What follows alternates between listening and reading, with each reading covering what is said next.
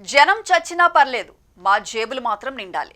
Liquor కేటుగాళ్లు తీరు ఇది. కల్తీ మద్యం తయారు చేసి డబ్బులు దండుకోవడానికి అలవాటు పడిన ఆ దుర్మార్గులు ఇప్పటికే చాలా మంది ప్రాణాలు పోవడానికి కారణమయ్యారు.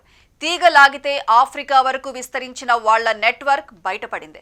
ఇదంతా ఇప్పుడు ఏపీ రాజకీయాల్లో దుమారం రేపుతోంది. ఇక దీనిపై అధికార విపక్షాల మధ్య మాటల యుద్ధం నడుస్తోంది.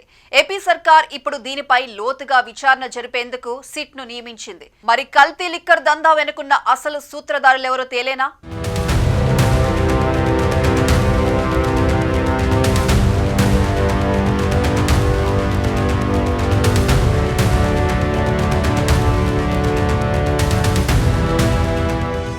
ఏపీలో నకిలీ మద్యం వ్యవహారం సంచలనం రేపింది. అన్నమయ్య జిల్లా ములకల చెరువులో కల్తీ మద్యం తయారీ కేంద్రం బయటపడడం కలకలం రేపింది. ఆ తర్వాత తీగలాగితే డొంక కదిలినట్లుగా దీని వెనక ఉన్న నిందితులు ఒక్కొక్కరుగా బయటపడ్డారు.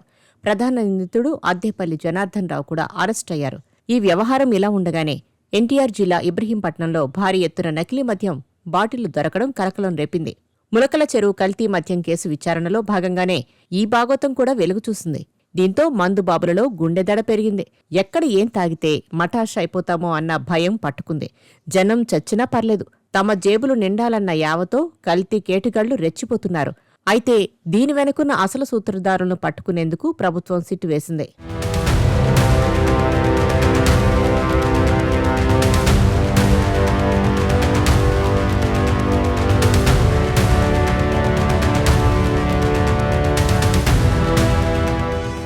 ఏపీలో నకిలీ మద్యం ముఠాను గుట్టురట్టు చేసేందుకు ప్రభుత్వం ప్రత్యేక విచారణ బృందాన్ని నియమించింది.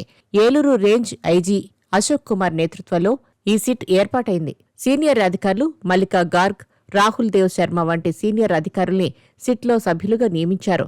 మొదట తమ్మళ్లపల్లి నియోజకవర్గంలో ములకల చెరువు అనే గ్రామంలో చిన్న ఫ్లాట్ పట్టుబడింది.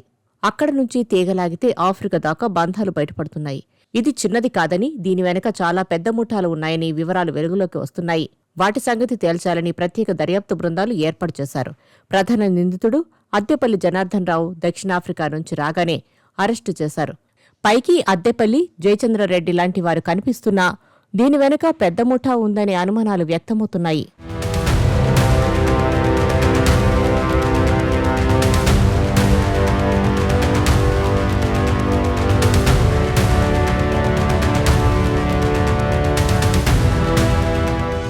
కల్తీ మద్యం దందా వ్యవహారంలో టీడీపీ వారు ఉన్నా వదిలిపెట్టడం లేదు. వారిని కూడా అరెస్టులు చేయిస్తున్నారు.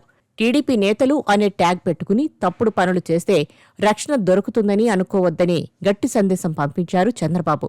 అదే సమయంలో వైసీపీ హయాంలో ఏం జరిగిందా అని ఆలోచిస్తే ఒక్కటంటే ఒక్కదానిపైన ఎప్పుడూ విచారణలు జరిగిందే లేదని అంటున్నారు. తాడేపల్లిగూడెంలో 20 మందికి పైగా కల్తీ మద్యం కారణంగా చనిపోయారు. కానీ విచారణ అనే మాట లేదు. లిక్కర్ దుకాణాలకు సరఫరా అవుతున్న మద్యమంతా విషపూరితమేనని ఆరోపణలు వచ్చాయి. కానీ ఒక్కరోజు కూడా విచారణ చేయించలేదు జగన్. వైసీపీ హయాంలో స్కాములు కొన్ని వెలుగులోకి వచ్చాయి. వాటిపై విచారణ జరపలేదు. సొంత పార్టీ ఎమ్మెల్సీ ఒకరు తన కారు డ్రైవర్ను హత్య చేయించారన్నది ప్రధాన ఆరోపణ. ఈ కేసులో ఆయన జైలుకు కూడా వెళ్లారు. కనీసం ఆయనను పార్టీ నుంచి సీరియస్గా సస్పెండ్ చేయలేదు. విచారణ సవ్యంగా సాగించలేదు. వివేకానందరెడ్డి హత్య కేసు విచారణ కూడా అలాగే సాగింది. కేంద్ర దర్యాప్తు సంస్థ సీబీఐకు రాష్ట్ర ప్రభుత్వ పరంగా సహాయం అందించలేదు. ఇప్పుడు సొంత పార్టీ నేతలని కూడా చూడకుండా టీడీపీ ప్రభుత్వం నకిలీ మద్యం వ్యాపారం చేసే వారిని కటకటాల వెనక్కి పంపింది. కఠిన చర్యలు తీసుకోబోతోంది. తాము పారదర్శకంగా పాలిస్తున్నామని టీడీపీ అంటోంది.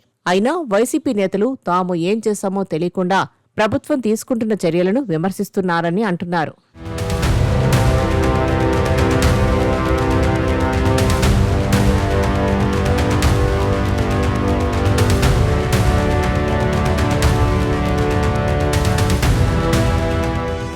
కల్తీ మద్యం ర్యాకెట్ వ్యవహారంపై విపక్ష వైసీపీ చేస్తున్న విమర్శలకు సీఎం చంద్రబాబు కౌంటర్ ఇచ్చారు.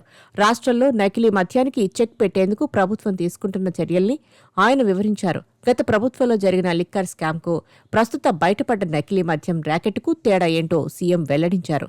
నకిలీ మద్యానికి చెక్ పెట్టేందుకు ఏపీ ఎక్సైజ్ సురక్ష యాప్ తెచ్చామని తెలిపారు. గత ప్రభుత్వం నకిలీ మద్యాన్ని ఏరులై పారించిందని, లీగలైజ్ చేసిందని ఆరోపించారు. ములకల చెరువు నకిలీ మద్యం కేసులో ఇప్పటి వరకు 23 మంది నిందితులను గుర్తించామని సీఎం తెలిపారు. వీరిలో 16 మందిని అరెస్టు చేశారన్నారు.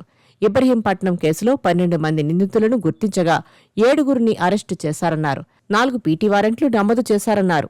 ఈ కేసులో మూలాల్లోకి పోతే షాకింగ్ వార్తలు బయటకు వస్తున్నాయని, అరెస్టులతో నిజాలు ఒక్కొక్కటిగా బయటకు వస్తున్నాయని, తీగలాగితే డొంక కదులుతోందని బాబు తెలిపారు. దీనిపై మరింత విచారణ కోసం సిట్ వేస్తున్నట్లు ప్రకటించారు. ఓన్ బ్రాండ్స్ ఏమున్నాయి తప్ప national international brands Andhra Pradesh live. వీళ్ళు ఓన్ బ్రాండ్స్. ఆ ఓన్ బ్రాండ్స్నే ఇక్కడ ప్రమోట్ చేసి ఏ బ్రాండ్ కావాలనో ఆ బ్రాండ్ అమ్మే పరిస్థితి వచ్చి దాన్ని లీగలైజ్ చేశారు. వ్యవస్థని షాపులు లీగలైజ్ చేశారు. ఇంకొక పక్కన ట్రాన్స్పోర్ట్ వీళ్ళ ఓన్ మనుషులు పెట్టుకొని వీళ్ళ ఓన్ మనుషులతో అమ్మించే పరిస్థితికి వచ్చారు. ఇంకొక పక్క దీనికి ఒక జవాబుదారితనం లేకుండా అన్ని డిస్టరీస్ని హ్యాండ్ ఓవర్ చేసుకున్నారు. బలవంతంగా హ్యాండ్ ఓవర్ చేసుకునే పరిస్థితికి వచ్చారు. అంటే ఒక ఇల్లీగల్ నేర సామ్రాజ్యాన్ని క్రియేట్ చేసి అమ్మే పరిస్థితికి వచ్చారు. అది ఇవన్నీ చేసిన తర్వాత మేము వచ్చిన తర్వాత సిట్ వేసాం. సిట్ దాని పని అది చేస్తూ ఉంది. అయితే ఇక్కడికి వచ్చినప్పుడు అంత పెద్ద స్కామ్ జరిగిన తర్వాత రాష్ట్రంలో ఒక భయం ఉండాల్సిన అవసరం ఉంది. భయం లేకుండా బరిదెగిచ్చారంటే there is some conspiracy again. అంటే ఎవరైనా సరే నేను ఒక్కసారి చెప్పానంటే కంట్రోల్లో ఉంటే వాళ్ళు సర్వైవ్ అవుతారు.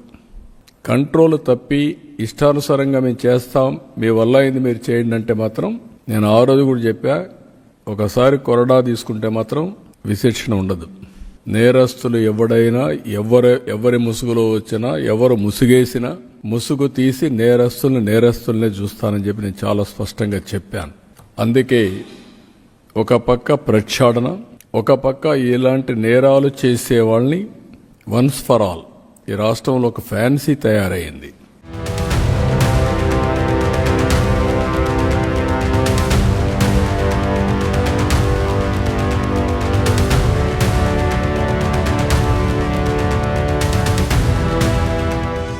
ఇక నకిలీ మద్యం కేసును సీరియస్గా తీసుకున్న ప్రభుత్వం ఈ వ్యవహారంలో ఎవరి ప్రమేయం ఉన్నా వదిలిపెట్టేలా లేదు.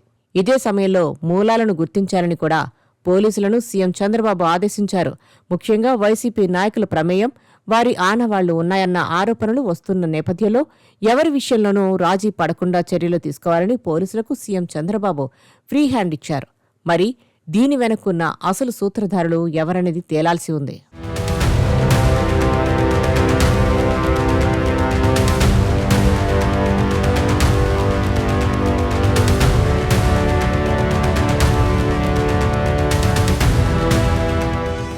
ఏపీలో కూటమి అధికారంలోకి వచ్చి 16 నెలలు దాటుతోంది.